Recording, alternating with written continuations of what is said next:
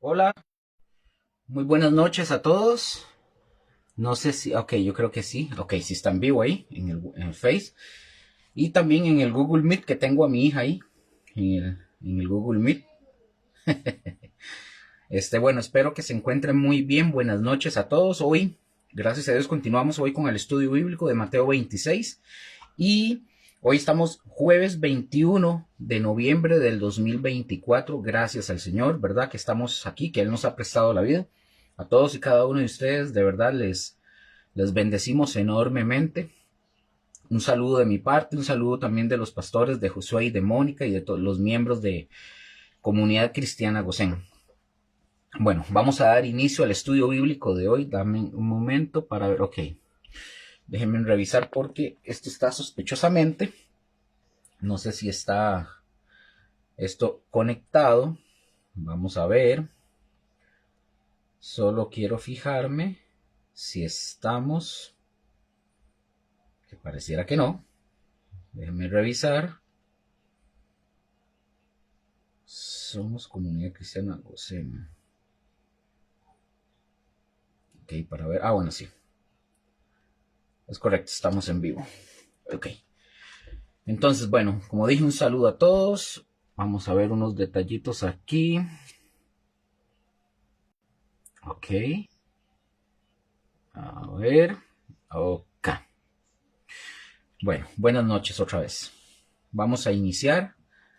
Bueno, pero dando gracias al Señor, ¿verdad? Por esta noche, por la oportunidad que Él nos da de poder estar aquí, de poder hablar de su palabra, de poder hablar de Él. El centro de todo lo que nosotros tenemos que hacer definitivamente tiene que ver con Cristo y tiene que ser de Cristo. Nada tiene que ser como que yo soy el chineadito. No, no, todo tiene que ser con Cristo y nada con nosotros, definitivamente. Aunque Él nos ama, definitivamente, pero todo tiene que ser dirigido al Señor, no hacia nosotros. Bueno, vamos a iniciar. Gracias, Padre, en el nombre de Jesús, por esta noche, porque tú eres quien nos da la oportunidad, Señor, de estar aquí presentes a mí y a cada uno de mis hermanos y mis hermanas que están aquí, Señor, presentes. Gracias te damos en esta noche. En tus manos encomiendo esta noche este estudio bíblico, Señor. Instrúyenos, enséñanos, porque eres tú, por medio de tu Espíritu Santo, que nos enseña y nos instruye de tu palabra, de lo que tenemos que conocer y de saber. Alumbra los ojos de nuestro entendimiento. Quita de nosotros, Señor, todo aquello que pueda ser un estorbo, que no nos deje, Señor, aprender de ti. En el nombre de Jesús te lo pedimos.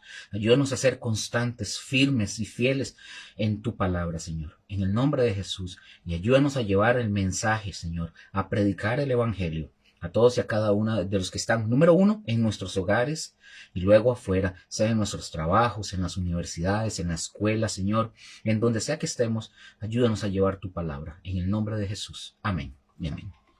Bueno, vamos a dar inicio. La semana pasada, ya como para poder arrancar, ¿verdad? No dilatar mucho este tiempo.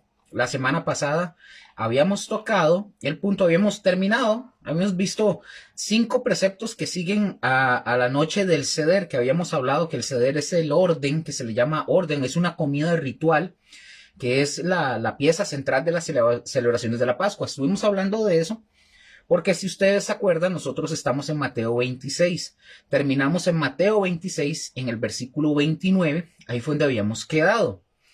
Y vimos unos temas porque como estamos ahorita en Mateo 26, exactamente aquí tengo aquí la Biblia, en el versículo, estuvimos viendo desde el versículo 17 hasta el 29, es la institución de la Cena del Señor. Entonces, como recordarán, vimos varios detalles, entre ellos tuvimos que ver para poder comprender el tema de la Pascua, el tema de los panes sin levadura, de los panes sin levadura también, para aquí, el tema de los panes sin levadura, todo eso lo tuvimos que ver para poder comprender y hablamos bastante extensamente del tema cultural, también el tema histórico que tiene que ver también con este tipo de ceremonias que se daban en ese entonces y de por qué el Señor está instituyendo eso. También vimos el tema, lo habíamos visto así, una hoja que yo les mostré, cómo se sentaban incluso cuando estaban en la mesa, ¿verdad? El de la izquierda era Judas, que era el invitado de honor, Juan, etcétera. Todo eso lo vimos el tema de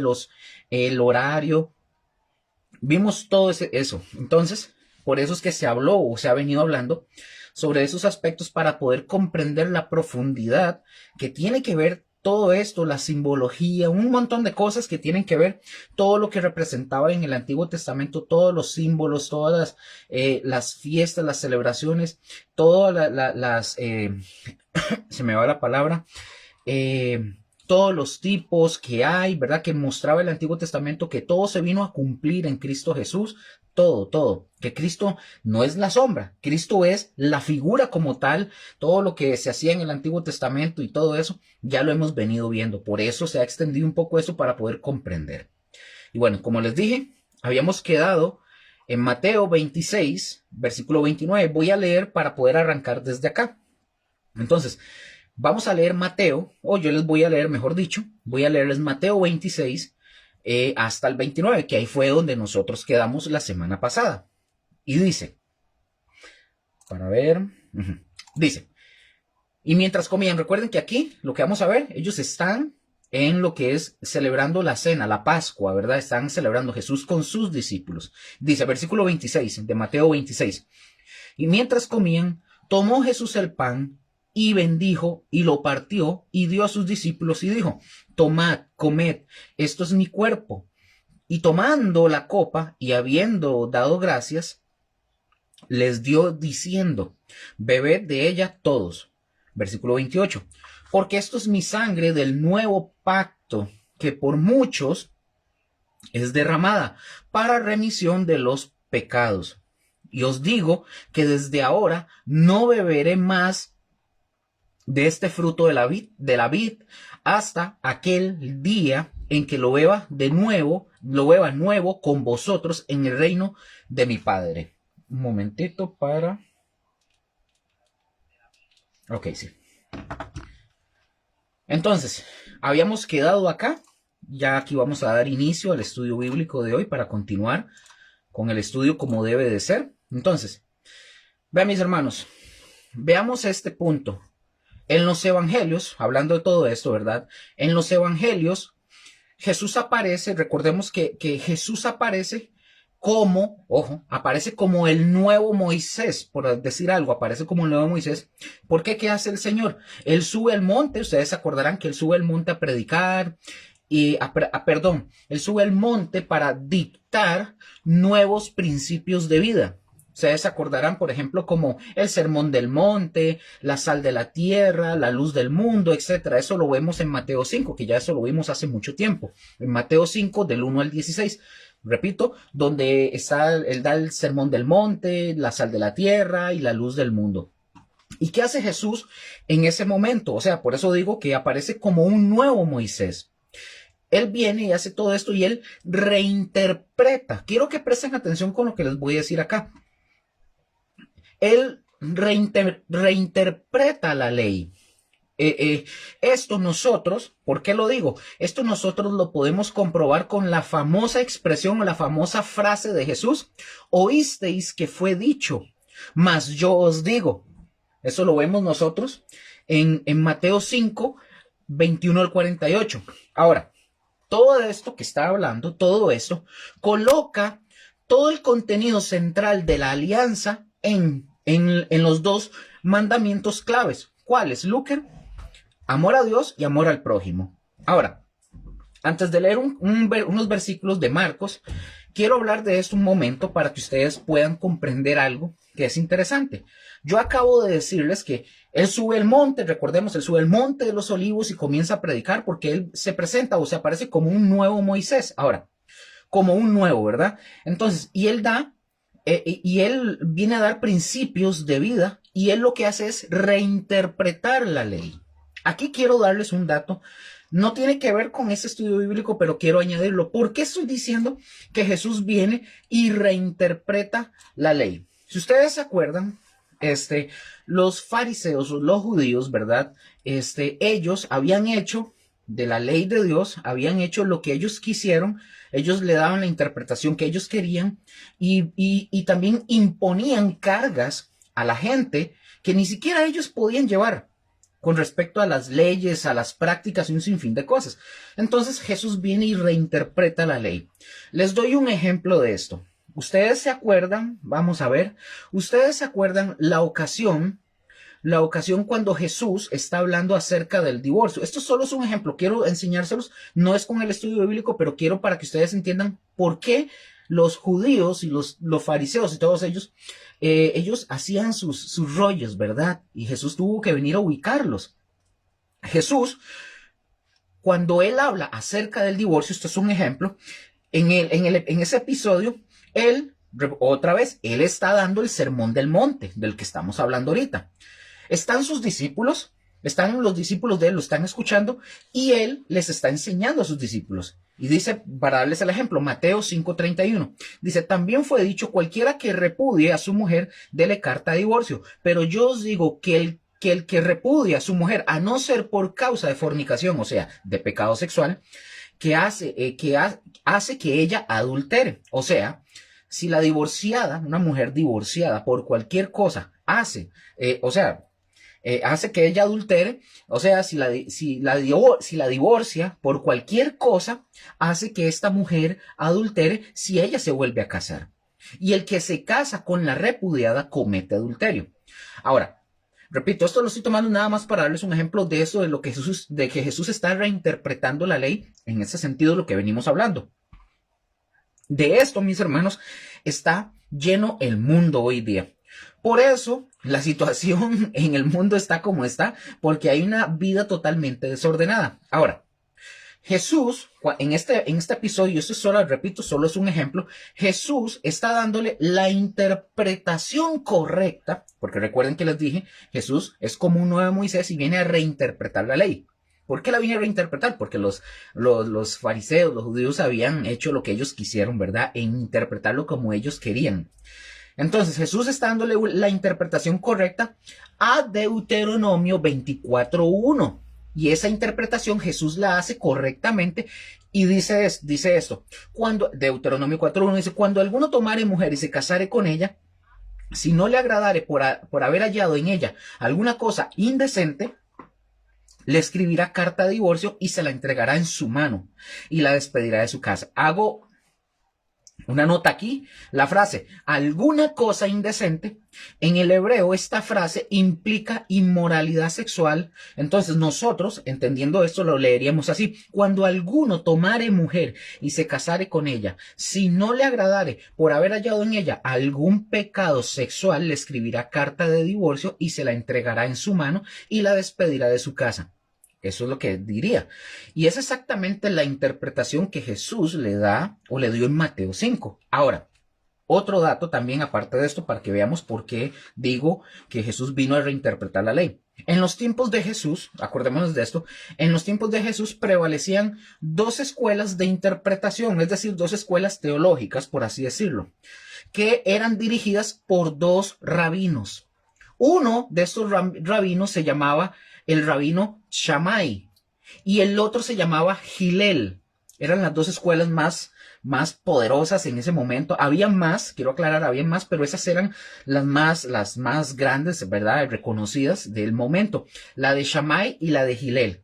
Estos eran intérpretes de la ley. Quiero que entiendan esto, eran intérpretes de la ley, eran conocedores de la palabra. Pero en la escuela, por ejemplo, para que veamos esto, ¿por qué hacen los rollos de interpretar la palabra como ellos quieren? En la escuela del rabino Shammai,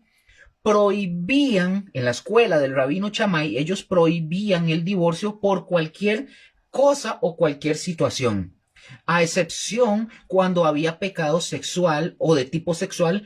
Por ejemplo, ¿como cuál? Homosexualismo, lesbianismo, bestialismo y todo lo que ustedes se puedan imaginar, todo tipo de perversión sexual y de pecado sexual, fornicación, adulterio, etc.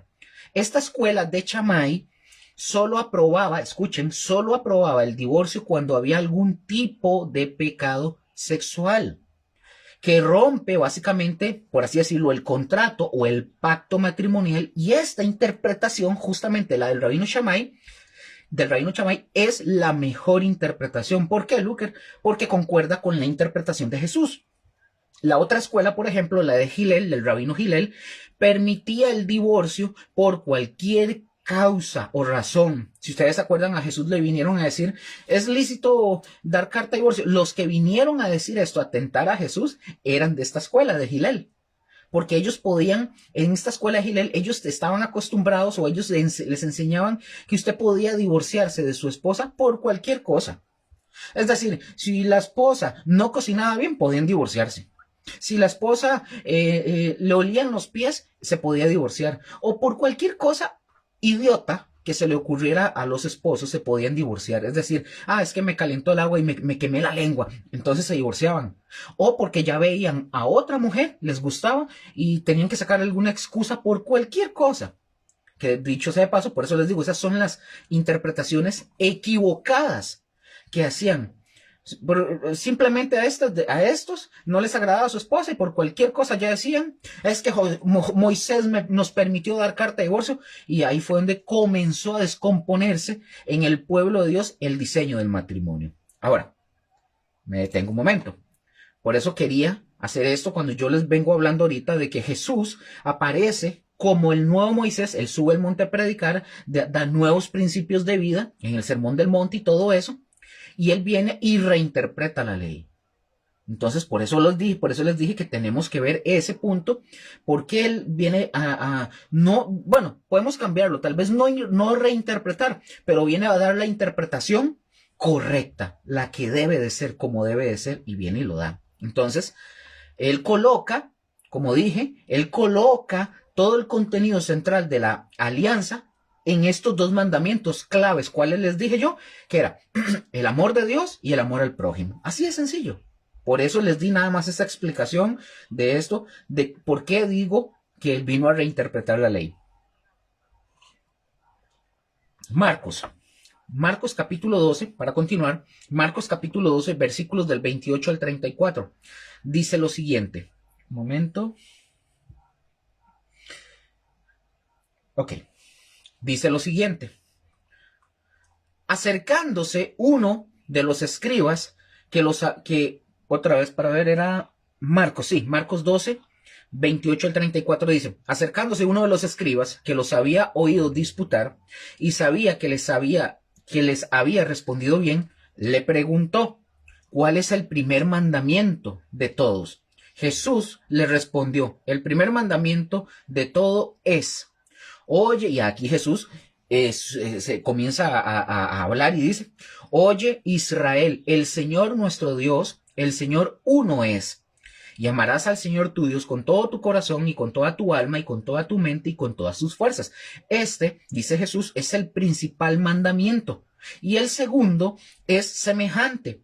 Ojo, amarás a tu prójimo como a ti mismo. No hay, dice Jesús, otro mandamiento mayor que estos. Entonces el escriba le dijo: bien, maestro, verdad has dicho, que uno es Dios y no hay otro fuera de él. Y el amarle con todo el corazón, con todo el entendimiento, con todo el alma y con todas las fuerzas, y amar al prójimo como a uno mismo, es más que todos los holocaustos y sacrificios. Y versículo 34, Jesús entonces, viendo que había respondido sabiamente, le dijo: no estás lejos del reino de Dios.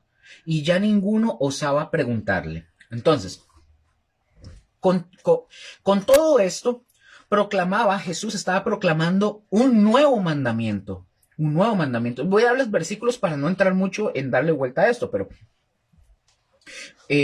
proclamaba un nuevo mandamiento. Juan, capítulo 13, del 31 al 35. También capítulo 15, del 12 y versículo 17. Para que lo tengan ahí. Ustedes lo puedan apuntar y puedan leerlo. Ahora, volvemos. En el contexto de la muerte de Jesús, él presenta básicamente su propio sacrificio como plenitud de la alianza. De hecho, la expresión, ojo con esto, la expresión nueva alianza o nuevo pacto, esta palabra pertenece al Nuevo Testamento, al contexto, ojo, al contexto de la muerte expiatoria de Jesús. Veamos esto, Primera de Corintios, capítulo 11, versículo 25. Vean lo que dice. Primera de Corintios, capítulo 11, versículo 25 dice: asimismo, tomó también la copa después de haber cenado, diciendo: esta copa es el nuevo pacto en mi sangre. Haced esto todas las veces que la bebiereis en memoria de mí. Ahora, Marcos capítulo 14, del 24 al 25. Marcos 14, 24, 25 dice, y les dijo, esto es mi sangre del nuevo pacto, que por muchos es derramada. De cierto os digo que no beberé más del fruto de la vid hasta aquel día en que lo beba nuevo en el reino de Dios. Ahora, Mateo 26, ¿dónde estamos?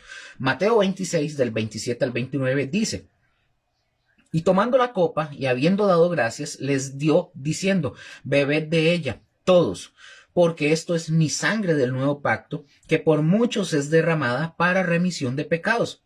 Y os digo que desde ahora no beberé más de este fruto de la vid, hasta aquel día en que lo beba nuevo con vosotros en el reino de mi Padre. Y el Evangelio de Lucas, capítulo 22, versículos 17 al 20, dice lo siguiente. Lucas 22, 17 al 20 dice lo siguiente. Y habiendo tomado la copa, dio gracias y dijo, tomad esto y repartidlo entre vosotros, porque os digo que no beberé más del fruto de la vid hasta que el reino de Dios venga. Y tomó el pan y dio gracias y lo partió y les dio diciendo, esto es mi cuerpo que por vosotros es dado. Haced esto en memoria de mí. De igual manera, después que hubo cenado, tomó la copa, diciendo, esta copa es el nuevo pacto en mi sangre que por vosotros se derrama. Entonces, vean mis hermanos, nosotros vemos que la sangre de Cristo sella el nuevo pacto o la alianza de manera semejante a como la alianza del Sinaí fue concluida con la sangre, ¿se acuerdan? De los animales sacrificados. Por ejemplo, veamos Éxodo 24:8, nada más esta fracción. Éxodo 24:8, que dice, entonces Moisés tomó la sangre y roció sobre el pueblo y dijo, he aquí la sangre del pacto. Vea qué diferente que aquí dice la sangre del pacto, no del nuevo. Aquí dice la sangre del pacto que Jehová ha hecho con vosotros sobre todas estas cosas. Y todo esto, mis hermanos, todo esto, sustituidos ahora, todo esto que estoy mencionando ahorita como de Éxodo, todo esto sustituidos ahora por un sacrificio que es mucho más excelente, mucho más agradable. Hebreos, por ejemplo, no lo tengo, pero se los dejo para que ustedes lo lean. Por ejemplo, lean Hebreos capítulo 8 del versículo 2 al versículo 12. O sea, hablando de esto, el sacrificio más excelente que el Hijo de Dios, básicamente, cuya sangre realiza la unión definitiva entre Dios y los seres humanos. La sangre de Cristo es la que nos vuelve nuevamente a unir. Eso es lo que hace la sangre de Cristo. Cristo básicamente es la víctima que representa ambas partes. Ambas partes. ¿Cuáles partes, Luker? A Dios y al ser humano. Y que recapitula en sí mismo todos los sacrificios del Antiguo Testamento y los tratos de Dios con nosotros. O sea, la sangre de Cristo liga a hombres y a mujeres con Dios. Los vuelve a unir, haciéndolos un pueblo nuevo, llamado a vivir en conformidad a la nueva vida del reino de Dios en el corazón. ¡Wow! Eso es sorprendente. Buenas noches a Mónica, no vi el mensaje. Ahí, buenas noches. No sé quién más pero buenas noches. Entonces, fue en la Santa Cena, ok, en esta ocasión que estamos viendo, fue en la Santa Cena donde la comunidad cristiana, no comunidad cristiana en verdad, sino la comunidad cristiana de los primeros años, encontró el centro de su vida allí. Allí ellos experimentaron la realidad de la alianza con una mayor profundidad, imagínense. Apunten esto para que lo tengan. Hechos capítulo 2, versículo 42 al 47. Les doy versículos para no extenderme mucho en esos temas porque quiero ir tocando temas y avanzar obviamente con el estudio en esto para ir viendo otras cosas. Hechos capítulo 2, 42 al 47 para que lo puedan ustedes estudiar en sus casas.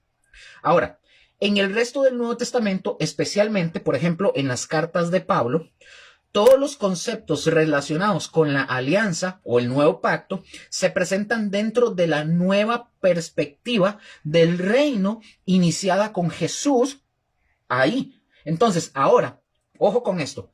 Los gentiles, nosotros somos pueblo gentil. ¿Qué quiere decir pueblo gentil? Todas las naciones que no sean israelitas o hebreas. Somos gentiles, todos los demás. Entonces, ahora, todos los gentiles tienen abierta la entrada, ¿a dónde, Luker? A la ciudadanía del pueblo de Dios. Lean, por favor, Efesios capítulo 2, versículo 2 al 22. Ahí ustedes van a ver eso. Ahora, la alianza es redefinida como debió haberse entendido desde el principio. Desde el principio. Recordemos que la palabra fue delegada al pueblo israelita, a los hebreos. Dios le confió la palabra. ¿Y qué tenían que haber hecho ellos? La idea de Dios desde el principio era que los hebreos o el pueblo de Israel tomara la palabra de Dios y la llevara al mundo, la predicara y que la gente se convirtiera. Pero ellos no. Se la guardaron para sí y se hicieron celosos ellos y empezaron a meter cosas bueno.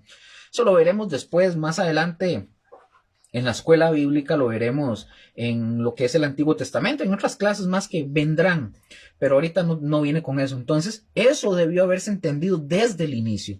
Cosa, como digo, no se hizo. Ahora, número 1, vamos a poner ahí como un subpunto. Ahí, número 1. Como pacto, hablando de lo que venimos hablando, como pacto para la libertad, ¿verdad? Que estamos hablando de la alianza, el nuevo pacto, ¿verdad? Como pacto para la libertad. Eso ustedes lo pueden ver en Gálatas 4, 21 al 28. Ahora, en Jesús se hace, pongan atención a este primer punto, en Jesús se hace realidad el pacto que Dios hizo con Abraham. Vean lo que dice Gálatas 3:16. Gálatas 3:16 dice, ahora bien, a Abraham fueron hechas las promesas y a su simiente, no dice, y a las simientes, como si hablase de muchos. Jan, hágame un favor. No, deje la puerta, sí. No, gracias. Gracias.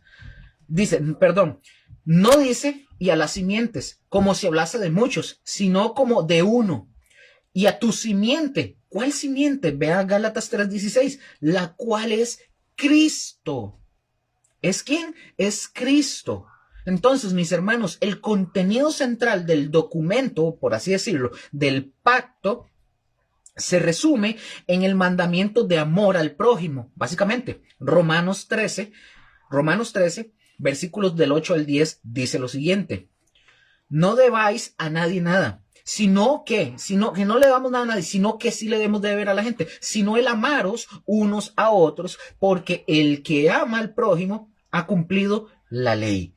Porque no adulterarás, no matarás, no hurtarás, no irás falso testimonio, no codiciarás y cualquier otro mandamiento. En esta sentencia se resume en donde, y aquí lo dice Romanos, amarás a tu prójimo como a ti mismo. El amor no hace mal al prójimo, así que el cumplimiento de la ley es el amor. Eso dice Romanos 13, del 8 al 10. Ahora, en el antiguo pacto, en el Sinaí, este encerraba las promesas al pueblo de Israel. Pero ojo con esto, repito esto, el antiguo pacto en el Sinaí encerraba las promesas al pueblo de Israel. Pero en Cristo se otorga también a los gentiles el derecho de la ciudadanía en el pueblo de Dios. Ahora, quiero aclarar algo. Esto no se debe de entender literalmente ser un israelita. Como muchos creen, que dicen, interpretan esto como diciendo, bueno, si somos ahora pueblo de Dios, significa que ahora yo soy israelita. Y no está diciendo eso. De modo, ojo, que el pacto se vuelve, básicamente es universal para abarcar a todo el mundo. Así de sencillo. Continuamos Mateo 26:26, vean lo que dice, otra vez. Y mientras comían, tomó Jesús el pan y bendijo y lo partió y dio a sus discípulos y dijo, tomad, comed, Esto es mi cuerpo. Mateo 26, 26. Ahora, recordemos algo. Recordemos esto. Los panes, vamos a ver, recordemos que los panes de cebada sin levadura, ¿qué simbolizaban? No sé si ustedes se acuerdan que yo les dije, ¿qué simbolizaban los panes sin levadura? Ahí lo pueden poner en el Facebook, lo pueden escribir. ¿Qué simbolizaban? Yo les voy a dar obviamente la respuesta, pero ¿qué simbolizaban estos panes de cebada sin levadura? Básicamente, aquí les digo, bueno, ahí lo pueden escribir, simbolizaban el cuerpo, mis hermanos, pongan atención, los panes sin levadura simbolizaban el cuerpo sin pecado de nuestro Señor Jesucristo. Lo acabamos de ver, lo acabamos de leer. Y mientras comían, tomó Jesús el pan y bendijo y lo partió y dio a sus discípulos y dijo, tomad, comed, esto es mi cuerpo. Él ahí está diciendo, recuerden que ese pan no estaba leudado. No podía tener levadura. Y él está diciendo, tomad, esto es mi cuerpo. No es literal, ¿verdad? Hay gente que piensa que está hablando de forma literal. No. Él toma y dice, esto es mi cuerpo, haciendo como una comparación, una figura de que él es como el pan, está sin pecado. Ahí en Mateo 26, 26. Los panes con trigo, con levadura, nos representan a ustedes y a mí. Repito esto, los panes de trigo con levadura te representan a usted y me representan a mí. Porque aunque interiormente nosotros hemos sido ya santificados por el Espíritu Santo, aún nosotros habitamos en un cuerpo que necesariamente deberá, ojo, que necesariamente este cuerpo deberá ser reemplazado por otro puro y sin rastro alguno de la corrupción que llevamos en este cuerpo. No sé si me estoy dando a entender. Entonces, vean que después de observar su última Pascua, el Señor Jesús, ¿qué hizo él? Instituyó otra vez lo que nosotros conocemos como la cena del Señor o la última cena. Esta era la última Pascua del Señor, por lo menos acá. Los elementos esenciales, mis hermanos, el pan y el vino, estaban en la mesa como parte de la comida pascual. ¿Y qué hizo Jesús? Jesús los revistió de un nuevo significado. Repito esto, ¿qué hizo Jesús? Revistió esos elementos del pan y el vino y eso, Jesús los revistió de un nuevo significado. ¿Por qué? Primero tomó el pan y tras pronunciar la bendición que hizo, lo partió. Después lo dio a sus discípulos diciéndoles, tomad, comed, esto es mi cuerpo. Por cuanto su cuerpo o en su cuerpo no había sido aún dado en la cruz. Y es evidente que estaba hablando en sentido figurado, obviamente, ¿verdad? Usando el pan para simbolizar su cuerpo y de lo que iba a pasar. Vean versículo 27 de Mateo 26 hasta el 29. Nuevamente dice, y tomando la copa y habiendo dado gracias, les dio diciendo, bebed de ella todos, porque esto es mi sangre del nuevo pacto, que por muchos es derramada para remisión de pecados. Y os digo que desde ahora no beberé más de este fruto de la vid hasta aquel día en que lo beba nuevo con vosotros en el reino de mi Padre. Lo mismo, mis hermanos, aquí. Lo mismo sucede con la copa. Lo mismo. Se emplea un contenedor o el contenedor, es decir, la copa, para designar el contenido.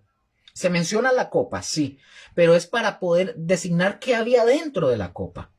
Es decir, la copa no era lo importante. Hace muchos años, con una película de Indiana Jones, cuando yo estaba chiquitillo, que se llamaba La Última Cruzada, si más no me equivoco, que tenía que ir a buscar la copa que supuestamente era la copa de Jesús. Porque la gente se enfoca y presta su atención hablando de esto. Vea que acabo de decirlo. Se emplea el contenedor, o sea, se habla de la copa, pero es para designar que el contenido de la copa es lo principal. Entonces, eso me trajo memoria ahorita de este Indiana Jones, pero la copa, ¿qué tenía la copa adentro? Tenía el fruto de la vid, que a su vez era símbolo de la sangre del nuevo pacto. Otra vez, símbolo, era símbolo. Eso hay que aclararlo, era símbolo. Y el nuevo e incondicional pacto de gracia sería ratificado por su preciosa sangre. ¿Cuál sangre? La preciosa sangre de Jesús, derramada por muchos para la remisión de los pecados. Su sangre era, pongan atención, la sangre de Jesús era suficiente para proveer el perdón para todos. Así de simple.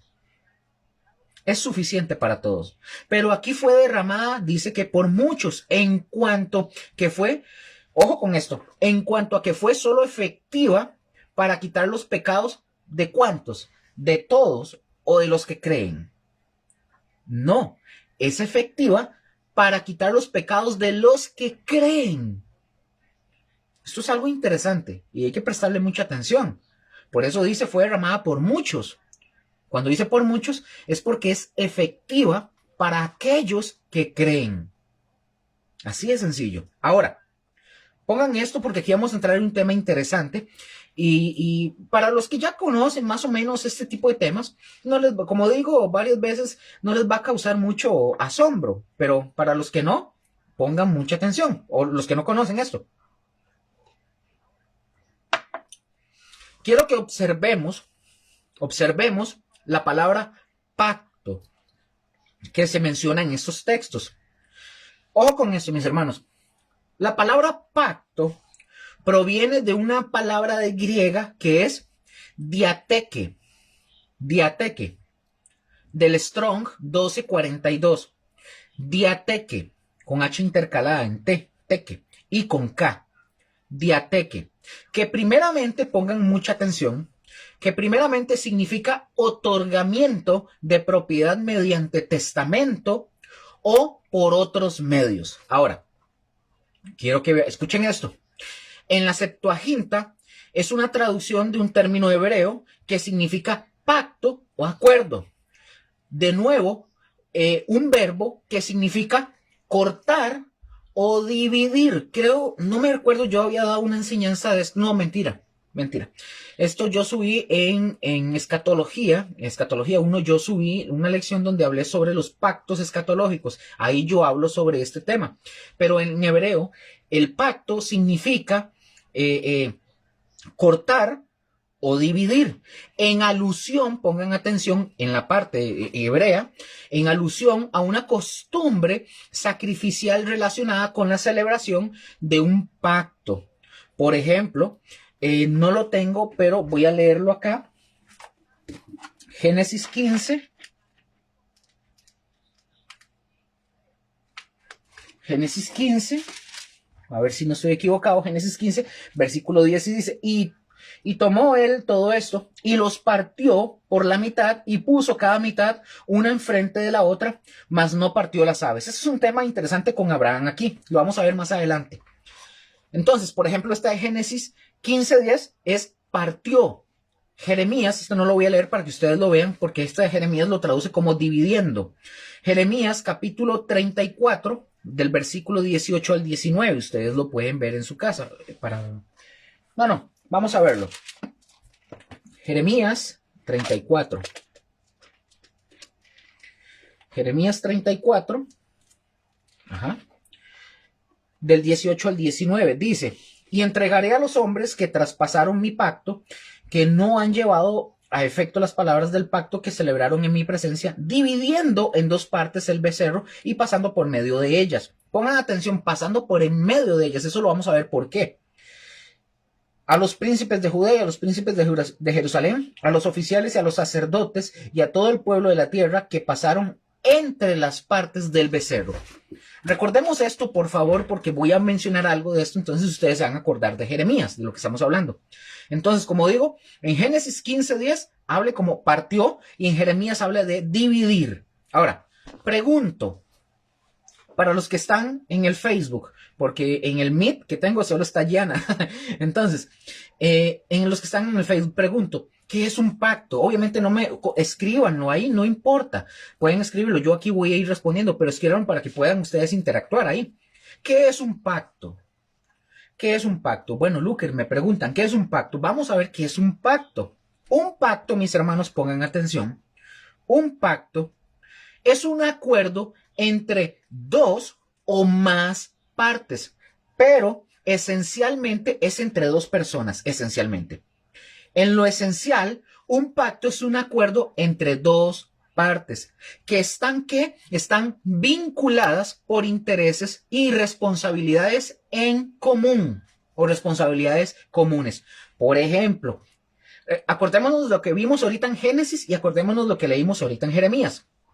En la Biblia encontramos dos tipos de pactos. Dos tipos de pactos. Ahí escriban en el Facebook. ¿Cuántos? Dos tipos. Ahí está Rose también. Eso. Ay, vea, don Rafa, don Rafita. Bendiciones, don Rafita. Un abrazo. Qué gusto, de verdad. Wow. Entonces, encontramos dos tipos de pactos. Gracias, sí, don Rafita, que puso. Es un contrato. Excelente. Excelente, es un contrato. Pero eso. Y vamos a irlo desarrollando. Como dije, en esencial es un pacto entre dos partes que están vinculadas por intereses y responsabilidades en común. Y dije que en la Biblia encontramos dos tipos de pactos. Pueden ponerlo ahí como un subpunto, o si quieren es número 1, punto A, como quieran, o como lo quieran poner. Número uno, es el pacto condicional.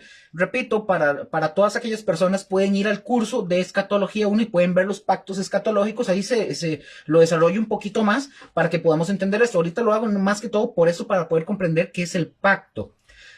Está el pacto condicional, bilateral y temporal. Un acuerdo bilateral, recordemos, es un convenio que establecen dos partes, generalmente con obligaciones recíprocas.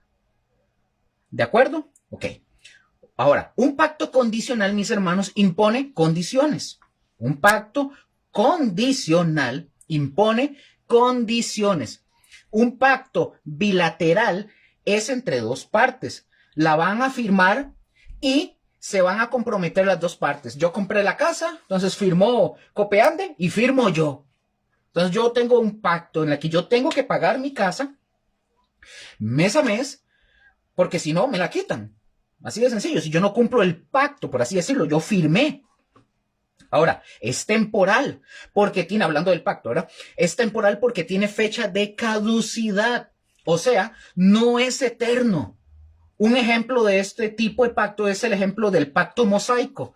Repito, pueden ir a verlo en los cursos para los que no saben lo puedan aprender. Es el pacto mosaico, o sea, la ley. La ley, ¿qué pasó con la ley? La ley tuvo un principio, pero también tuvo una caducidad. Terminó. Ahora, vamos con el segundo. El otro tipo de pacto es el pacto unilateral, incondicional, o sea, no tiene condiciones y es eterno. Aquí vamos a desarrollar algo interesante para que aprendamos con respecto al pacto. Y esto me encanta, de verdad. Verás que me encanta lo que es el Señor, definitivamente. Ojo, el ejemplo de este pacto es el pacto, por ejemplo, el que hizo Dios con Abraham. Es decir, fue unilateral, no eran dos partes, fue Dios el que se comprometió, solo una parte, unilateral, porque el único que lo firmó, por así decirlo, ¿verdad? Por decirlo de esta forma, me pueden ustedes corregir si hay otra palabra, así, fue Dios. Es incondicional porque Dios no pide nada a cambio. Dios no está pidiendo nada a cambio. Y es eterno. ¿Por qué es eterno, Lucas? Porque así lo dice Dios, simple y sencillo, que va a perdurar para siempre. Fíjense, por ejemplo, hasta nuestros días, los pactos normalmente son de esta forma. Los pactos normalmente son así, pero no existe el pacto incondicional en la humanidad, como les acabo de mencionar. Yo voy a un banco a pedir un préstamo. A mí no me dicen que es un pacto incondicional. A mí me dicen es condicionado a que yo pague. Si no, pierdo el carro, pierdo la casa, o pierdo chunches, o etcétera. Muchas cosas pueden suceder. Ahora, vamos a ir. Hola, Rose. Vamos paso a paso. La palabra pacto, ahora, en el hebreo, es la palabra berit. Berit, del Strong 285. Berit. Que en su etimología, nosotros podemos ver dos condiciones que suceden en este pacto o en esta palabra. Dos condiciones. Número uno. Como primer punto, tiene que ver con algo cortado. Ojo, berit, que se traduce como pacto en el hebreo, tiene dos condiciones que suceden. Una, como primer punto, y lo acabo de mencionar, tiene que ver con algo cortado. Y número dos, la otra, obviamente, tiene que ver con encadenado. Vamos a ir viendo esto. Entonces, este pacto, vamos a ver, este pacto que tenía que haber algo, que tenía que haber algo que tenía que ser cortado o algo que se encadene. O sea, al menos, vamos a ver, al menos el acuerdo entre dos, es decir, el juramento, eso era lo que tenía que ver, ese era el acuerdo entre dos personas, por decirlo así. Ahora, por ejemplo, ustedes pueden leer en sus casas Génesis capítulo 21, 22, 34. Bueno, lo tengo aquí, no me voy a ir muy largo. Génesis 21, del 22. Ah, no, es que está muy largo, por eso fue que no lo puse. Pero voy a leer por lo menos un principio. Fue por eso que no lo agregué, está largo.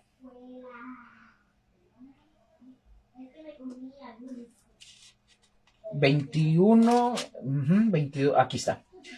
Ahora pues, júrame aquí por Dios que no faltarás a mí, ni a mi hijo, ni a mi nieto, sino que conforme a la bondad que yo hice contigo, harás tú conmigo y con la tierra en donde has morado. Y respondió Abraham, yo juraré. Y Abraham reconvino a Abimelech a causa de un pozo de agua que los siervos de Abimelech le habían quitado, y respondió Abimelech, no sé quién haya hecho esto, ni tampoco tú lo hiciste saber, ni yo lo he oído hasta hoy. Y tomó Abraham, ojo con esto, y tomó Abraham ovejas y vacas y dio a Abimelech, e hicieron ambos pacto. Entonces puso Abraham 7 corderas del rebaño aparte y dijo a Abimelech a Abraham, ¿qué significan estas 7 corderas que has puesto aparte? Y él respondió, que estas 7 corderas tomarás de mi mano para que me sirvan de testimonio de que yo cavé este pozo. Por esto llamó a aquel lugar Beerseba, porque allí juraron ambos. Así que hicieron un pacto en Beerseba y se levantó Abimelech y Ficol, príncipe de su ejército, y volvieron a la tierra de los filisteos. Y plantó Abraham un árbol tamarisco en Beerseba, e invocó allí el nombre de Jehová, Dios eterno, y moró Abraham en tierra de los filisteos muchos días. Ahora, por ejemplo, este es un pacto entre individuos que es bilateral, ambos se están comprometiendo, es un ejemplo, se están comprometiendo, lo hacen como representantes de su gente, Abraham y Abimelech. Entonces dijimos, recordemos esto nuevamente, dijimos que Berit, para ver, perdón un momento, aquí, ok,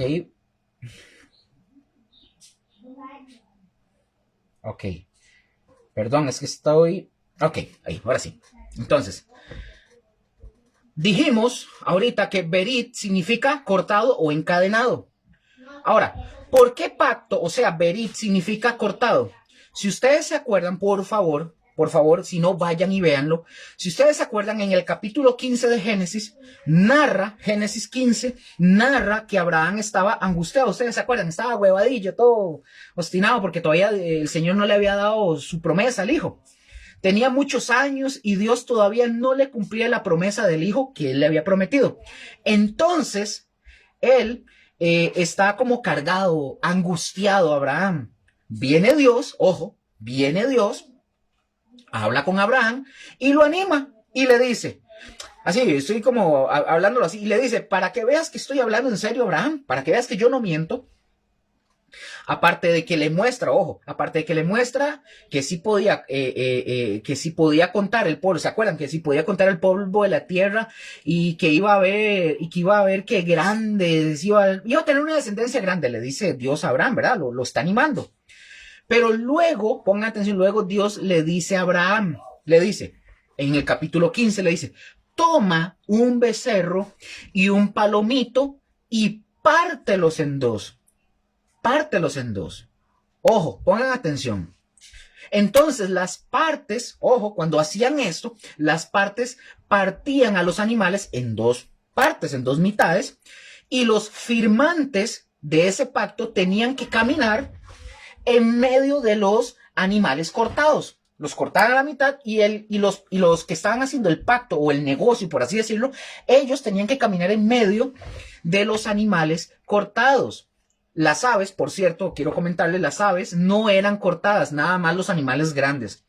Y tenían que caminar entre ellos. Eso era, mis hermanos, una costumbre. Ya vimos que hay que diferenciar entre una costumbre y un principio, ¿verdad? Eso lo vimos, eso se ve en hermenéutica, pero acordémonos, eso eran costumbres.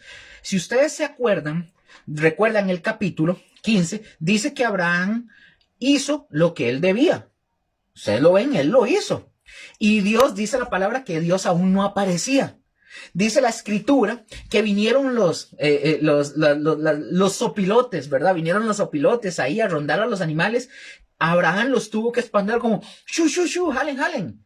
Aquí no vengan porque se iban a comer a los animales, ¿verdad? Los tuvo que espantar. Pero dice la palabra que Dios aún no venía. Posteriormente, mis hermanos, dice la escritura que empezó a caer como una especie de oscuridad sobre el lugar, sobre Abraham, que dice que lo hizo sentir a Abraham mucho temor. Y que dice que le dio como sueño a Abraham, como más o menos, como que está entre despierto y dormido. Y que de repente, entre el sueño o sea, Abraham estaba como entre que, así, que está despierto, pero como no tan consciente, pero sí estaba consciente. Lo que él ve, dice que él vio entre los animales que había como un fuego que recorría o que estaba pasando entre las partes. Por eso se le llama cortado, que es un pacto. Dice que él vio como un fuego que pasaba así, entre los animales donde se tenían que pasar. Acuérdense que eran dos personas cuando se hacen como humanos, tenía que hacerlo, pero dice que él cae como en un sueño, no estaba dormido, pero dice que estaba como ahí entre que ve y vio como esa figura de fuego que pasaba entre los animales cortados, o sea, el pacto. ¿Qué fue lo que estaba haciendo Dios en ese momento, en esa situación o esa circunstancia? Dios básicamente no permitió que Abraham, por decirlo de alguna manera, estuviera al 100% en sus cabales, o sea, que no pudiera ponerse de pie, para que Abraham no se metiera entre los animales. ¿Por qué, Luque? Porque era una señal de firmar un pacto. Lo que Dios quiso decir con esto, de que Abraham no pudiera levantarse y que Abraham también caminara en medio de los animales, lo que Dios quería decir era, este es mi pacto, es Dios, es mi pacto, yo lo voy a hacer, yo lo ratifico, yo lo firmo. Usted no, Abraham, soy yo. Lo que Dios está haciendo es ratificando lo que ya le había prometido, porque Abraham estaba desanimado, o sea, ya nos acordamos de eso. Y esto, mis hermanos, es un símbolo y por eso es que se llama cortado, porque caminaban en medio de los animales partidos a la mitad y Abraham solo vio lo que estaba sucediendo. Solo vio lo que estaba sucediendo porque Dios lo hizo caer como en un sueño, pero no profundo, para que Abraham no se fuera a meter en el pacto, no se fuera a meter como firmante. Por eso era que Abraham estaba así como, no sé de qué manera, si estaba tirado en el suelo o qué, pero él no pudo ser parte de firmar ese pacto.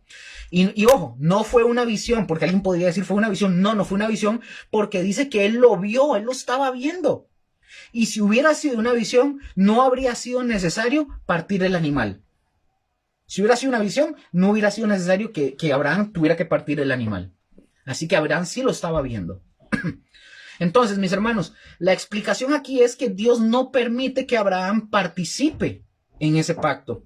Nosotros podríamos pensar que Abraham es como Pedro, ¿verdad? Pedro era impulsivo, era metido, es decir, rapidito se metía en hacer cosas. O sea, a veces somos así todos, ¿verdad? Algunos cristianos se meten y se involucran y hacen y corren y todo, pero bueno, así era, me imagino que Abraham, por eso lo tuvo que como ponerlo ahí a descansar. A lo mejor, por esa razón, Dios no dejó que Abraham estuviera totalmente consciente y despierto para que Dios, él poder hacer las cosas, él solo. Por eso es un pacto incondicional. Y es eterno, porque es Dios el que lo ratifica, es Dios el que lo firma, es Dios el que lo hace. Eso es solo la muestra de que el pacto es unilateral. Es decir, si lo que Abraham quería que Dios ratificara, por ejemplo, su promesa, pues así lo hizo. Porque bastaba con que Dios le dijera, vean, bastaba con que Dios le dijera, ya te dije en el capítulo 12 de Génesis que yo te iba a cumplir, Abraham. Ya te lo dije, no insista. En alguna ocasión, yo no sé si ustedes se acuerdan, yo he comentado, porque mucha gente cree, pongan atención, mucha gente cree que Abraham fue un hombre perfecto. Incluso si ustedes se acuerdan, que Abraham fue llamado amigo de Dios. Y mis hermanos, no. Abraham fue un hombre imperfecto, cometió muchos errores.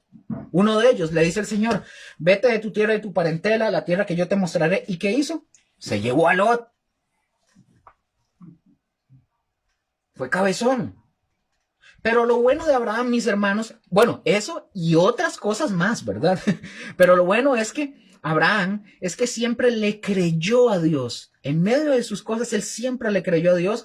Y lo que está buscando Dios de ustedes y de mí es nuestra fe, que le creamos. Que le creamos. Y por eso Abraham es que se le llama el padre de la fe. Y vean cómo vean cómo tuvo que venir Dios para animarlo, para que siguiera manteniendo la fe. Tuvo que venir para animarlo. Ahora, volviendo al tema del pacto con Jesús, o sea, del nuevo pacto en Mateo. En contraste al término en castellano pacto, que significa una mutua obligación de dos o más partes, comprometiéndose cada una de las partes a cumplir sus obligaciones, en el griego, diateke, ¿se acuerdan que es pacto? En el griego, diateke, no implica por sí mismo la idea de obligación mutua, sino que mayormente significa una obligación asumida por una sola persona.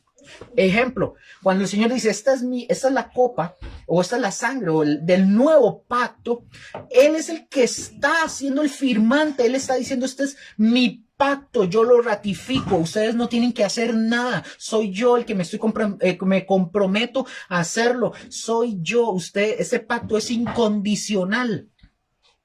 No como el pacto mosaico, que tuvo una fecha de inicio y una fecha de caducidad. El nuevo pacto está vigente, es eterno para todo aquel que crea en el Señor Jesús y que por medio de la sangre del Cordero, obviamente, puedan creer y venir. Pero por eso es el pacto, es Jesús el que lo ratifica, es Jesús el que lo hace, no ningún hombre. Es Cristo Jesús el que lo hace, el que lo ratifica. Entonces, por ejemplo, vamos a ver un momentito aquí. Gracias por el dulce. Ok.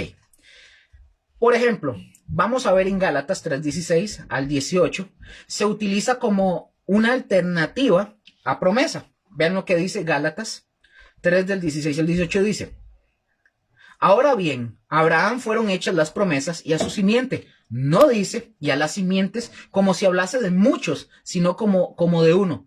Y a tu simiente, la cual es Cristo. Esto pues digo, el pacto previamente ratificado por Dios para con Cristo, la ley que vino 430 años después, no lo abroga para invalidar la promesa. Versículo 18, porque si la herencia es por la ley, ya no es por la promesa, pero Dios la concedió a Abraham mediante la promesa. Ahora, Dios impuso, ojo con esto, Dios impuso a Abraham el rito, pongan atención, Dios impuso a Abraham el rito de la circuncisión, pero su promesa a Abraham, que recibe en ese pasaje, en el nombre de pacto, no está condicionada, pongan atención, no está condicionada a la observancia de la circuncisión. Voy a leerlo de nuevo.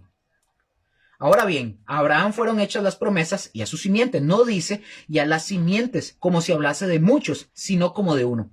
Y a tu simiente, la cual es Cristo, esto pues digo, el pacto previamente ratificado por Dios para con Cristo, la ley que vino 430 años después, no lo abroga para invalidar la promesa. Porque si la herencia es por la ley, ya no es por la promesa, pero Dios la concedió a Abraham mediante la promesa. Entonces, repito, La promesa Abraham que recibe en ese pasaje, el nombre de pacto no está condicionado,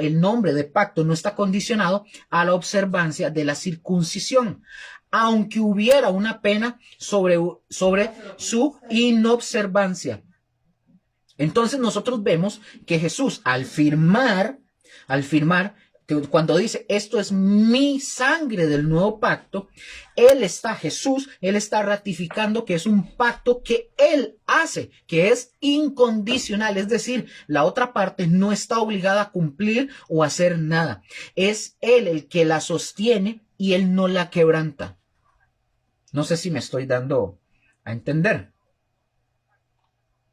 Entonces, veamos otra vez Mateo 26 del 27 al 29.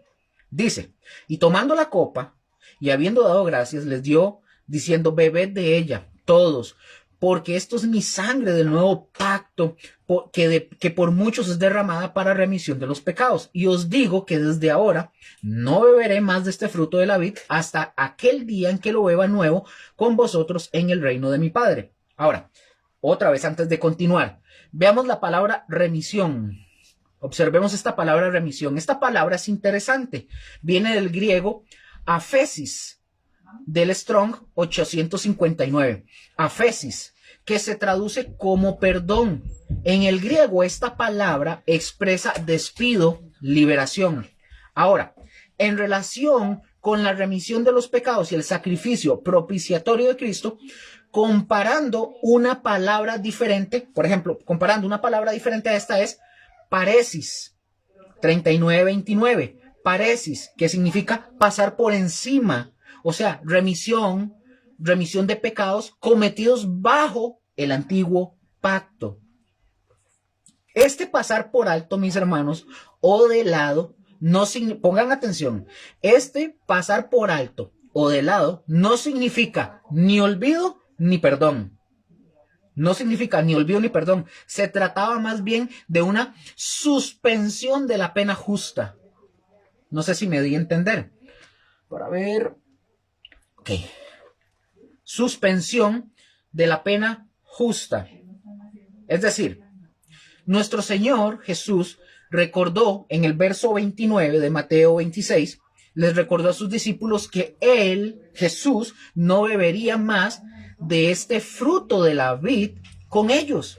¿Hasta cuándo? Hasta que volviera a la tierra a reinar. Entonces, para ese momento, nosotros podemos ver que el vino tendrá un nuevo sentido en ese momento. ¿Por qué, Lucas? Porque hablará de gozo y bienaventuranza del reino de su Padre, o sea, de Dios. Ahora, generalmente se produce la cuestión de si deberíamos emplear panes sin levadura o pan leudado o vino fermentado o vino sin fermentar para la cena del Señor. Muy pocas dudas podemos tener de que el Señor empleó pan sin levadura y vino fermentado. Ahora, todo el vino en aquellos tiempos era fermentado. Postdata, en aquellos tiempos era fermentado. Los que pelean y discuten que el pan leudado deteriora el tipo,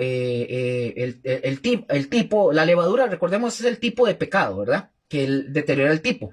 Estas personas, los que dicen eso, deberían de darse cuenta que no es lo mismo, es cierto, no es lo mismo en cierto, digamos, de la fermentación.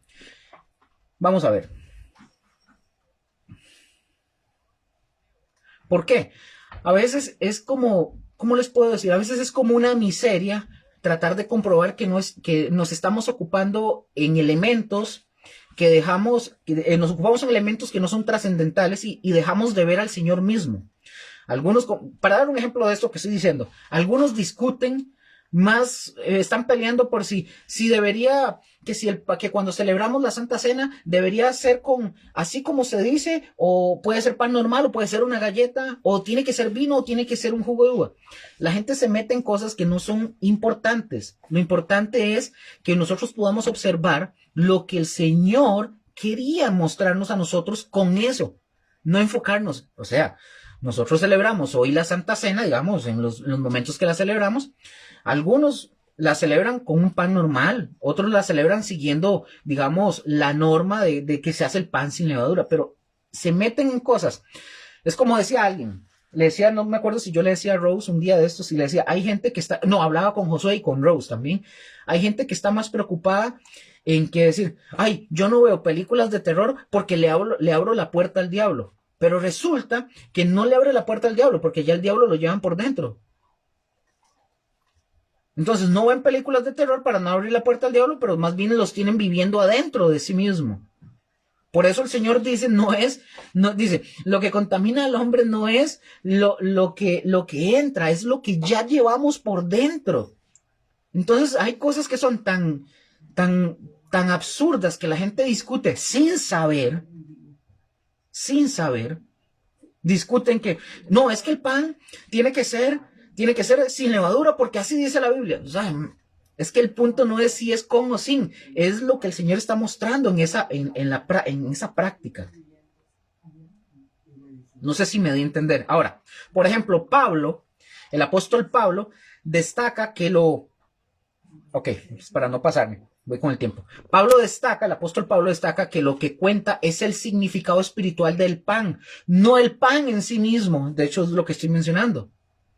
No el pan en sí mismo, dice Pablo, porque nuestra Pascua, que es Cristo, dice, ya fue sacrificada por nosotros. Así que celebremos la fiesta, no con la vieja levadura, hablando del pecado y todo eso, ni con la levadura de malicia y de maldad, sino con panes sin levadura, de sinceridad y de verdad. Como dice, eso lo dice Primera de Corintios, capítulo 5, del 7 al 8. Lo que cuenta entonces, mis hermanos, no es la levadura en el pan, sino la levadura en nuestras vidas. Es decir, por eso digo, hay quienes debaten y pelean de que si debemos de celebrar la Santa Cena con panes sin levadura, porque así dice la Biblia. No, preocupémonos de que nosotros no tengamos levadura. A veces algunos que son tan estrictos en este sentido, comen panes sin levadura, pero ellos sí están llenos de levadura, hablando de pecado. Pero tomaron el vino y se comieron el pan. No sé si me di a entender. Bueno, Mateo, para continuar. Mateo 26. Vamos a ver, estamos en Mateo. Sí. Mateo 26. Momento, porque lo cerré. Mateo 26, ahora estamos en el versículo 30. Ya dejamos todo lo que tiene que ver aquí. Ya dejamos el tema de la institución de la Cena del Señor. Ahora sí, vamos al otro punto que tiene que ver, ¿verdad? Recordemos que la Biblia originalmente, ya lo he mencionado, no venía ni con capítulos ni con versículos, venía así todo a pareja. Entonces, pero aquí ya terminamos del versículo 17 hasta el 29, ya hablamos todo lo que tiene que ver con la institución de la Cena del Señor. Y creo que ha sido, no sé si Rose quiere decirlo, pero ha sido bastante. Y creo que hemos aprendido bastante. No sé, Mónica y los que estén ahí, pero creo que hemos aprendido bastante de esto. Creo. Espero haberlo abarcado bastante bien esto. Mateo 26. Gracias, Jimmy. Mateo 26, versículo 30 al 35. Dice, y cuando hubieron cantado aquí, vean, aquí viene algo tan bonito. Aquí, ya cenaron. Y dice, versículo 30 hasta el 35. Y cuando hubieron cantado el himno, salieron al monte de los olivos. Entonces Jesús les dijo, todos vosotros os escandalizaréis de mí esta noche, porque escrito está, heriré al pastor y las ovejas del rebaño serán dispersadas. Pero después que haya resucitado, iré delante de vosotros a Galilea. Y respondiendo Pedrito otra vez, le dijo, aunque todos se escandalicen de ti, yo nunca me escandalizaré. Jesús le dijo, de cierto te digo que esta noche, antes que el gallo cante, me negarás 3 veces. Pedro le dijo, aunque sea necesario morir con el pecho frío, ¿verdad, Pedro? Aunque me sea necesario morir contigo, no te negaré. Y todos los discípulos dijeron lo mismo. Vean que aquí Mateo dice que todos los discípulos dijeron lo mismo. Observemos este detalle, lo siguiente. Versículo 30. Y cuando hubieron cantado el himno, ojo, salieron al monte de los olivos. Aquí hay una parte bonita, espero que me dé tiempo poder abarcar esto, yo creo que sí. ¿Cuál himno cantaron? ¿Alguien me podría decir cuál fue el himno que cantaron? ¿Se sabe o no? Bueno, Rose dice que no. ¿Cuál himno fue el que cantaron? Dice, bueno, ya habían cantado el himno con el que terminaba la cena pascual. Ahora, probablemente tenemos que entender que se trataba de la segunda porción de la Jalel. Ok, ahorita les digo qué es. Salmos 115 al 118. O sea, Salmos, capítulo 115 hasta el Salmo 118. Cantada algunas veces después de la tercera copa. O bien el Salmo 136, que en el ritual presente se halla cerca del final del servicio. Ahora, ¿qué es la Jalel que les acabo de mencionar? Repito, yo no vengo aquí a hablar, yo no sé hebreo ni griego, ni les estoy diciendo que vamos a hacer como hacen los judíos mesiánicos que andan en ese rollo hablando hebrañol y haciendo ese montón de rollos. No, pero es para poder conocer lo que vamos a ver.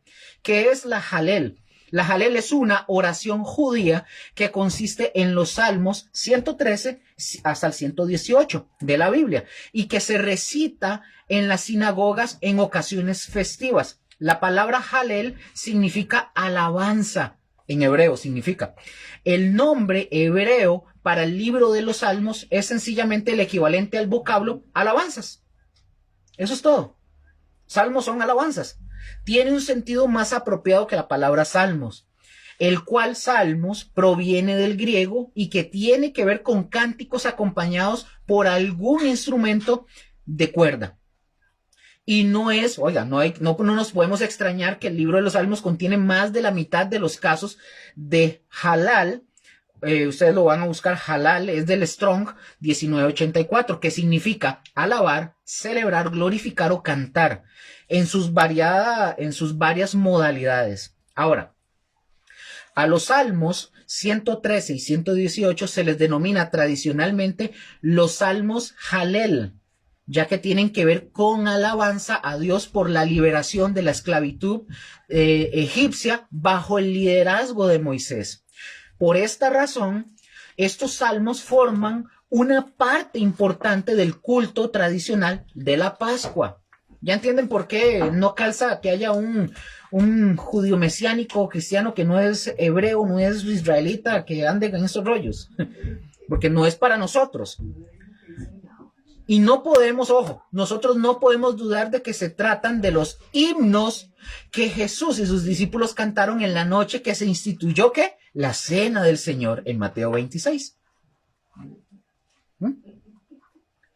Como dato adicional de la palabra halal, que viene también esta palabra halal, se deriva también la palabra aleluya, halal. Aleluya, que es una expresión hebrea de alabanza y de alabanza a Dios que se ha incorporado a casi todos los idiomas del mundo. En donde no dicen aleluya, ¿verdad, Rose? Hasta en las canciones. Y el término hebreo se traduce más exactamente como alabemos allá o alabemos a Jehová.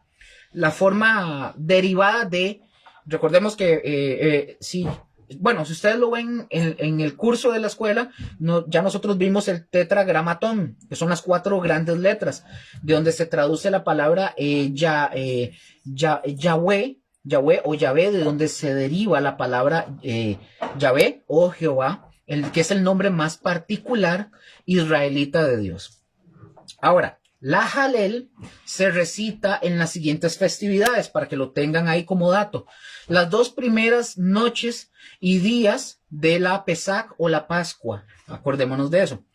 El Shavuot, que conmemora la entrega de la Torá al pueblo de Israel en el monte Sinaí, 7 semanas después de la salida de Egipto. Y en los 7 días de la Sukkot, eso lo hemos ya visto, también lo vimos anteriormente, la Sukkot, que son las fiestas de las cabañas o de las tiendas o de los tabernáculos, que se celebra también a lo largo de 7 días. El Shemini, híjole, es que son palabras muy difíciles. Shemini Atzeret se celebra el 22 del día del mes hebreo, Tisrei, Este día oficialmente termina la fiesta del Sukkot, pero enseguida comienza la fiesta de Simchat Torah. Bueno, son muy difíciles. Y Simchat Torah es una festividad judía que se celebra al concluir la festividad del Sukkot. Ese día en que se termina de leer en las sinagogas la última parte del Pentateuco en un rollo de la Torá y se recomienza a leer la primera parte, conocida también como el Bereshit o el Génesis. Y en las mañanas, por ejemplo, en las mañanas de Shabbat y durante las festividades se recita un salmo adicional llamado el Gran Jalel, que es el Salmo 136. Y en la antigüedad los judíos recitaban estos himnos en las 3 fiestas de los peregrinos cuando ofrecían sus sacrificios obligatorios en el templo de Jerusalén. Ahora, ok, sí me queda tiempo para poder ir viendo esto. Ahora, los últimos discursos habían sido pronunciados. La última oración de la congregación había sido ofrecida y Jesús estaba preparado para salir de la ciudad hacia el Monte de los Olivos. No se puede decir, ojo con esto, no se puede decir que las calles estuvieran vacías, porque muchas casas en ese momento, ¿verdad? Que están celebrando después de la cena, en muchas casas brillaba una lámpara, se dice, una lámpara festiva, y muchos grupos estaban todavía reunidos por todas partes y se notaba el ruido y todo el trajín en la preparación para poder subir al templo. Que dicho sea de paso, las puertas estaban abiertas desde medianoche. Ahora, no pensamos nosotros a menudo en Jesús cantando, ¿verdad? No nos imaginamos esa escena. Pero lo hizo. Pero lo hizo. Nosotros no nos imaginamos que Jesús estuviera cantando. Pero lo hizo esa noche. Termina la cena y ellos recitan o cantan estos salmos que acabamos de mencionar. Entonces Jesús levantó su voz, o sea, en ese momento Jesús levantó su voz en adoración y en alabanza al Dios y Padre.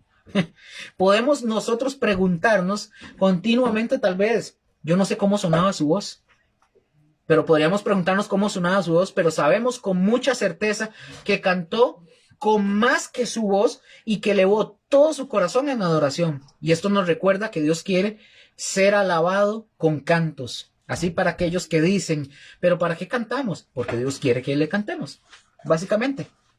Así de sencillo. Imagínense, ahora, es increíble que Jesús, recordemos esto, es increíble que Jesús pudiera cantar en esta noche. Es la noche antes de su crucifixión. Podríamos, yo no sé, yo les pregunto a todos aquí y ustedes allá en sus casas, ¿podríamos nosotros cantar en semejantes circunstancias? Yo creo que no. Yo, honestamente, yo no sé, no puedo ponerme y decirme aquí, yo sí puedo. No, la verdad creo que tal vez me costaría o tal vez no lo haría, no lo sé.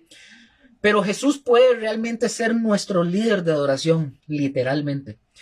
Nosotros deberíamos de cantar a Dios, a nuestro Padre, como lo hizo Jesús en medio de las circunstancias, porque esto es algo que a Él le agrada y cuando nosotros amamos a alguien, nosotros queremos hacer cosas que le agraden o no.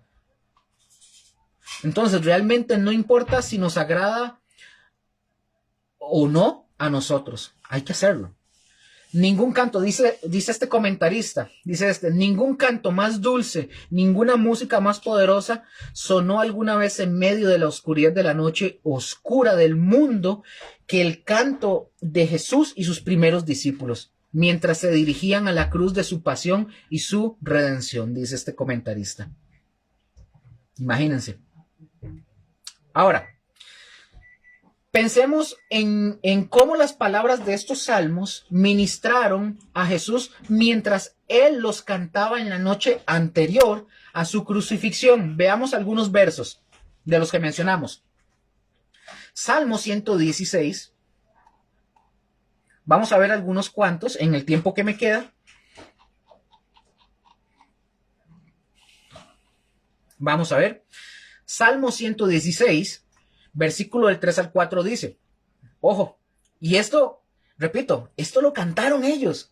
Nosotros, lamentablemente, por nuestro español, no tenemos esa riqueza de poder ver el original y entender el original como estaban. Rose me había enseñado algo de que los salmos estaban colocados de cierta forma que todo concordaba, ¿verdad, Roda? Como en un canto. Lamentaciones. Ah, perdón, sí. Una poesía. Correcto, sí, perdón, sí, una poesía, Lamentaciones, una poesía increíble. Pero si nosotros pudiéramos entender el idioma y agarrar el original, creo, y si lo fuéramos nativos, ¿verdad? Podríamos ver esas riquezas. Entonces a nosotros nos cuesta tal vez extraer esa riqueza de todo lo que es la escritura, pero vamos a ver qué dice. Salmo 116, 3 al 4. Me rodearon ligaduras de muerte, me encontraron las angustias del Seol. Angustia y dolor había yo hallado. Entonces invoqué el nombre de Jehová diciendo, oh Jehová, libra ahora mi alma. Salmo 116, 8 al 9 dice, pues tú has librado mi alma de la muerte, mis ojos de lágrimas y mis pies de resbalar. Andaré delante de Jehová en la tierra de los vivientes. Salmo 116, versículo 13 al 15, dice, tomaré la copa de la salvación e invocaré el nombre de Jehová. Ahora pagaré mis votos a Jehová delante de todo su pueblo. Estimada es a los ojos de Jehová la muerte de sus santos. Salmo 117, 1. Alabad a Jehová, naciones todas, pueblos todos, alabadle. Salmo 118, 13, 14. Me empujaste con violencia para que cayese, pero me ayudó Jehová. Mi fortaleza y mi cántico es allá. Y él me ha sido por salvación. Wow, o sea, yo ahorita estoy leyendo esto y me los imagino a ellos cantando. O sea, Salmo 118, 17, 18 dice, no moriré, sino que viviré y contaré las obras de Yah. Me castigó gravemente Yah, mas no me entregó a la muerte. Salmo 118, 22 y 23. Salmo 18, del 22 al 23 dice, la piedra que desecharon los edificadores ha venido a ser cabeza del ángulo. De parte de Jehová es esto, y es cosa maravillosa a nuestros ojos. Salmo 118, 27 al 28 dice, Jehová es Dios y nos ha dado luz. Atad víctimas con cuerdas a los cuernos del altar. Mi Dios eres tú y te alabaré. Dios mío, te exaltaré. Ahora, vean lo que dice este comentarista también, vean lo que dice esto, hablando de esto, dice, sí, amados, ustedes supieran que a las, digamos, 10 de la noche, usted sería llevado para ser burlado, despreciado y azotado, y que el sol de la mañana lo vería a usted ser falsamente acusado, colgado, un criminal juzgado para morir en la cruz. ¿Cree que podría cantar esa noche después de su última cena? Eso lo dice Charles Spurgeon, es un comentario de él. ¿Creemos que podíamos hacer eso? Cantar esa última noche sabiendo que van a entrar aquí en mi puerta, van a venir y nos van a sacar y nos van a azotar y van a hacer eso y vamos a cantar. Ahí lo dejo para que ustedes y yo lo analicemos. Y ya casi me queda poquito, me quedan 6 minutitos, vamos a ir avanzando. Tengo más tiempito para eso. Entonces, Mateo 26, volvemos otra vez a Mateo, capítulo 26, versículo 31 al 35, y dice, entonces Jesús les dijo, todos vosotros os escandalizaréis de mí esta noche, porque escrito está, heriré al pastor y a las ovejas del rebaño, y las ovejas del rebaño serán dispersadas.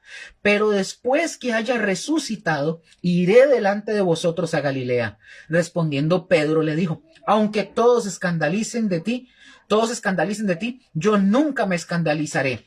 Jesús le dijo, de cierto te digo que esta noche, antes que el gallo cante, me negarás 3 veces.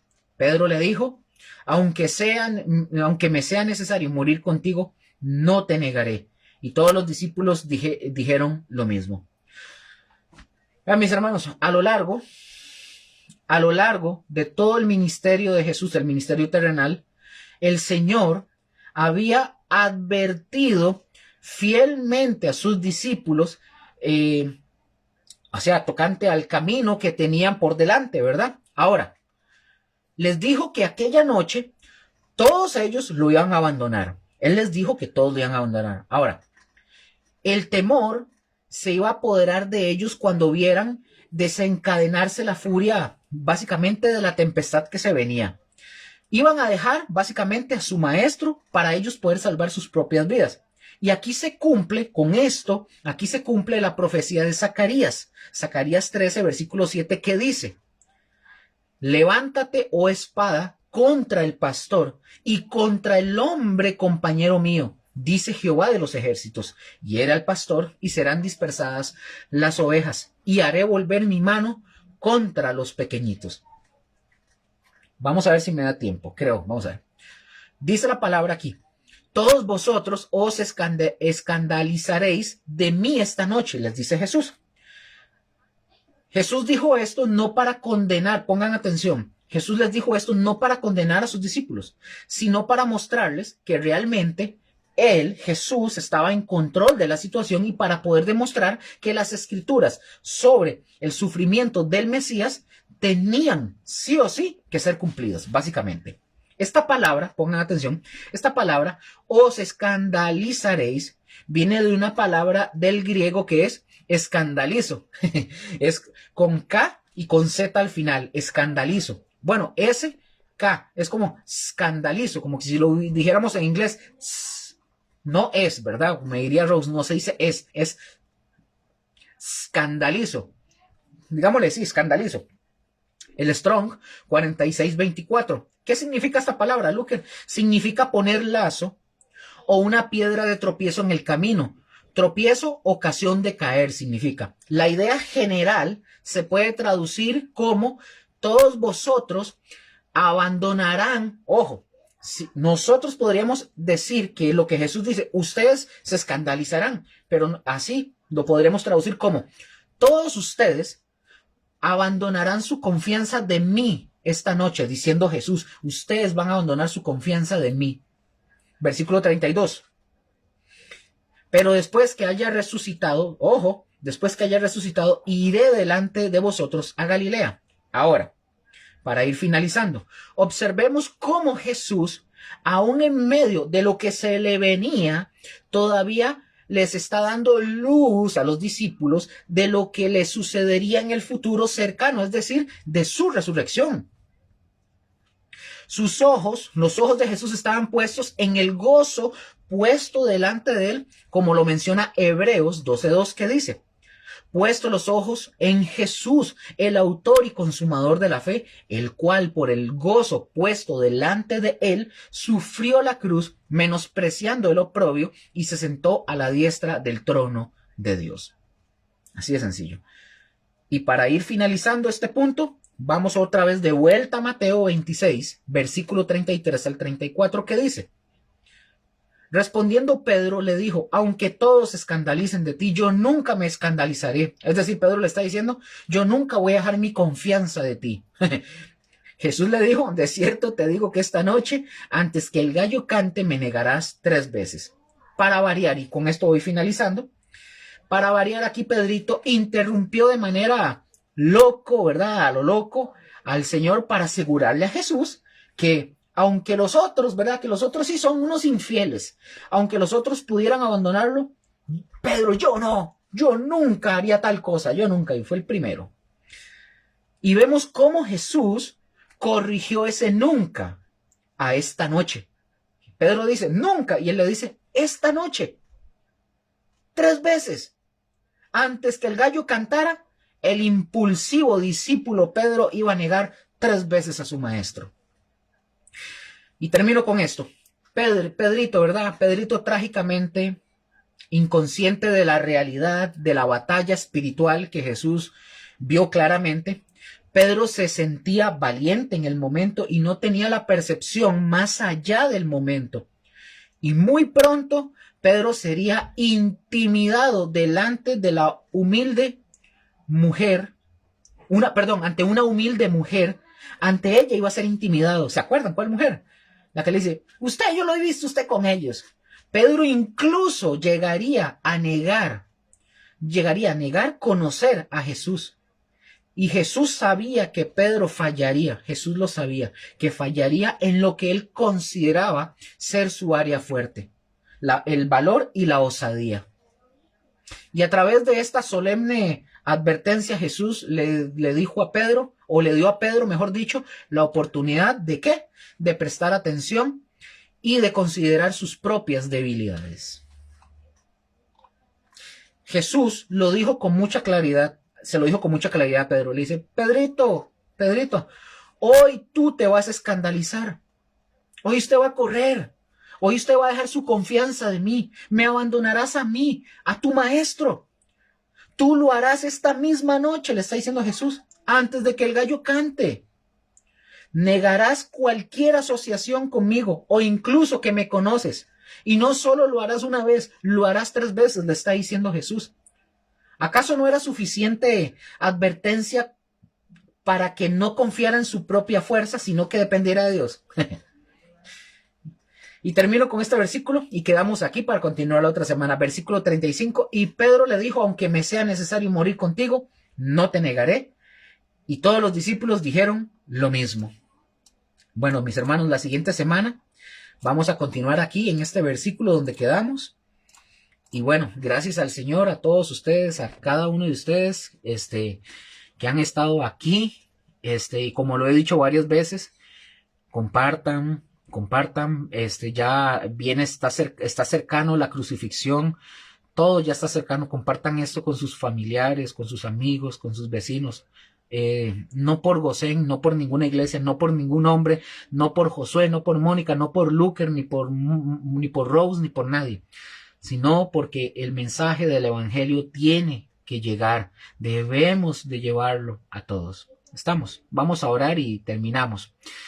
Padre, gracias te damos. Te doy gracias, Señor, por tu palabra, por lo que tú nos enseñas, por lo que tú nos muestras. Gracias, Señor, por tu palabra. Gracias, Señor, por tu revelación, la revelación especial, Señor, de tu palabra. Gracias, Señor. Yo bendigo a cada uno de mis hermanos, de los que están ahí en el Facebook. Bendigo a sus familias, Señor, en el nombre de Jesús. Y te pido en el nombre de Jesús que de alguna forma, Señor, el evangelio pueda llegarle, Señor, las buenas noticias a los que están apartados, a los que no te conocen, Señor. Y que los que hemos de alguna forma hablar de tu palabra, podemos llevar también tu mensaje a nuestras familias, nuestros vecinos, en nuestros lugares de trabajo, Señor, en el nombre de Jesús. Amigos, escuelas, universidad, donde sea que estemos. Te damos gracias en esta noche por tu palabra. El centro de todo eres tú, Cristo. Nosotros no, es tu palabra. Todo se centra en Cristo Jesús. Gracias, Padre, en el nombre de Jesús. Y bendigo a mis hermanos y mis hermanas en el nombre de Jesús. Amén y amén. Chiquillos, a todos en el Facebook les bendigo un montón. Gracias a Gretel, te bendigo un montón. A Mónica que estaba ahí, don Rafita, no sé quién más estaba, Rose también. A los que estén ahí, de verdad les bendigo un montón, un abrazo. Y estamos ahí en contacto, por favor. Y sigamos aprendiendo más de lo que el Señor quiere. Chaito a todos. Bendiciones.